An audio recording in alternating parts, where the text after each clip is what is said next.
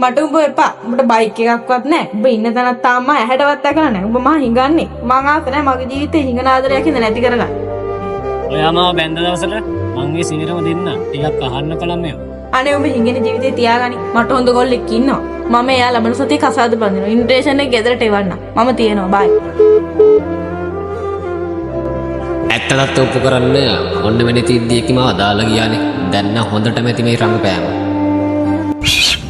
මේ වරෙන්කෝ මොකද බං ඔය හැමදාම එකම ඇඳුම අදින්නේ බලන්න සෙරප්පු දෙයක් ගනින්කෝ අඩුම තරමේ අනේ එහෙම නෑ බං. මොකද්ද බං නිකන් ගොඩේක් වගේනේ කෙල්ලත් මාව දාලා ගියා බං. මං හිඟන්නේ කියලා. මචං කෑලට වරදක් කියන්නත් බෑ මොකද කෙල්ලොත් කැමති ලස්සනට ඉන්නනේ ලස්සන ජීවිතයක් ගත කරන්න. ඔව් නේද බං. මං තාම ඔබ ඉන්න තැනක්වත් දැකලා නෑ. මම යනවා බං.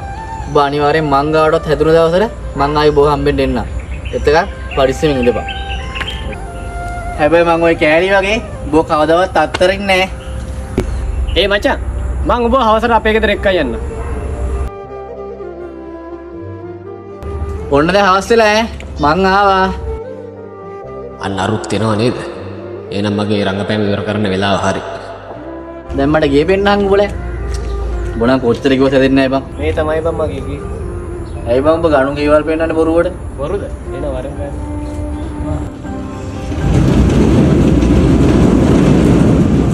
හරි.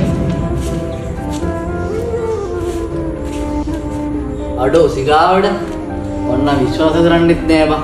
තාමත් උඹට ෂුවර් නැද්ද බං? කවන්න යමන්කෝ මට ඔබ විශ්වාසයි.